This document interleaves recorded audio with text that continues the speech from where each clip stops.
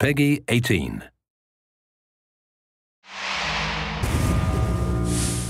Hi everyone, my name's Alex Hutchinson, Creative Director on Far Cry 4. I'm Mark Thompson, I'm the Narrative Director on Far Cry 4. Nice to meet you. Nice to meet you as well, and welcome to Kyrat, our new fictional location.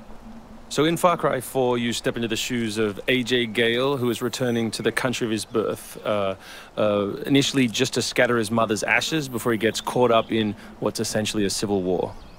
Kyrat is a fictional place based somewhere in the Himalayas, inspired by places like Nepal and Bhutan, and a bunch of countries from that part of the world. So looking out there, you know, one of the core things of any open world game, that sort of excitement and mystique and hope of an open world is, you know, what is all that smoke coming from? You know, what temples are out there? What secret locations? So we've peppered the world with different places to find, all of them filled with loot and secrets and collectibles and all that good stuff. And of course, the open world of Far Cry is densely populated with a variety of different animals, beasts. And also that's some kind of yak. I don't even know what that animal was. Yak, I believe. Is it yak? With next-gen fur. Next-gen fur, that's true. Individually modeled hairs. So you see here with with the eagle, you won't see it in this demo, but you can be attacked from above for the first time in a Far Cry game. So we've tried really to play with verticality, to have threats above and below you. And obviously you can still get involved in the ecosystem of the animals and hunt. And you can throw bait now. Yes, to attract animals. Yeah, and stuff like the eagle stealing the morale of the goat.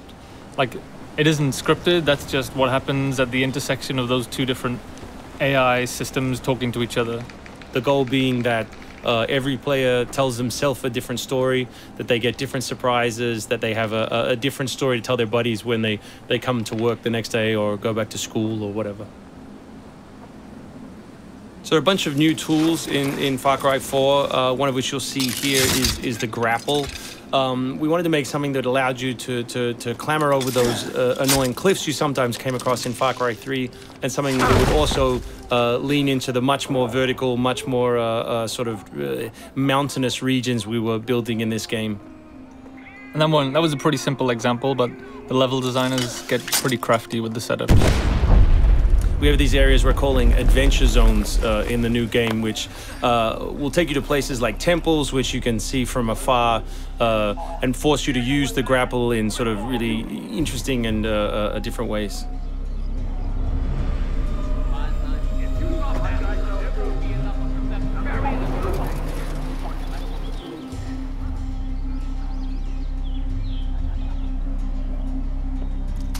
The auto crossbow is a new stealth weapon that we've introduced for Far Cry 4.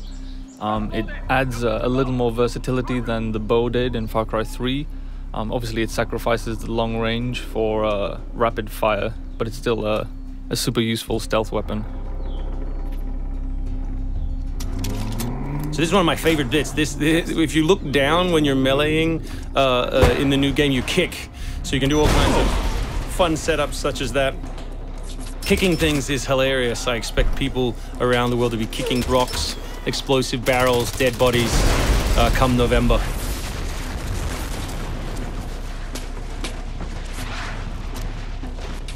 Our goal really was just to provide as many tools as possible, whether vehicles or animals or weapons or, you know, goofy stuff, and let people fit them together any way they want. Yeah, and we've snuck a few features in that fans of Far Cry 3 I think are going to be surprised by. Drive and shoot. Yes. So drive and shoot, obviously it's a bit frustrating to be chasing someone forever and have to sort of drive in front of them, pull over and wait for them to get out. So now in the vehicles you can drive and shoot with any one-handed weapon.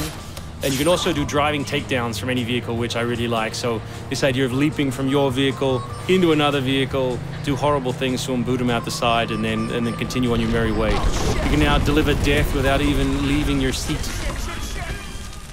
So wingsuit is still here, and it's really cool, as you see, and actually when the space became more vertical, it actually became more fun. The mountainous environment means that there's a lot more wingsuiting to be found. And hopefully you won't get it before the middle of the game. You will. Hopefully you will get it before the middle of the game. That's the current plan. But we are many months away from watching you guys abuse this online. Means that there's a lot more wingsuiting to be found. And hopefully you won't get it before the middle of the game. So here you'll get a look at elephants.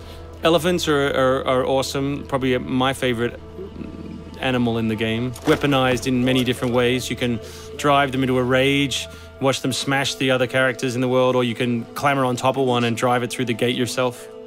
My favorite animal is the human animal. It's very Far Cry 2 of you, Mark. Oh, it's the Shark of Darkness. So co-op is a massive part of the new game. It's one of our big ways of opening up the open world and letting you play any way you want. So basically, when you ask your buddy to join, all the solo missions turn off, and you're left with all of the open world toy, the outposts, the fortresses, the towers, all the quests to play any way you want.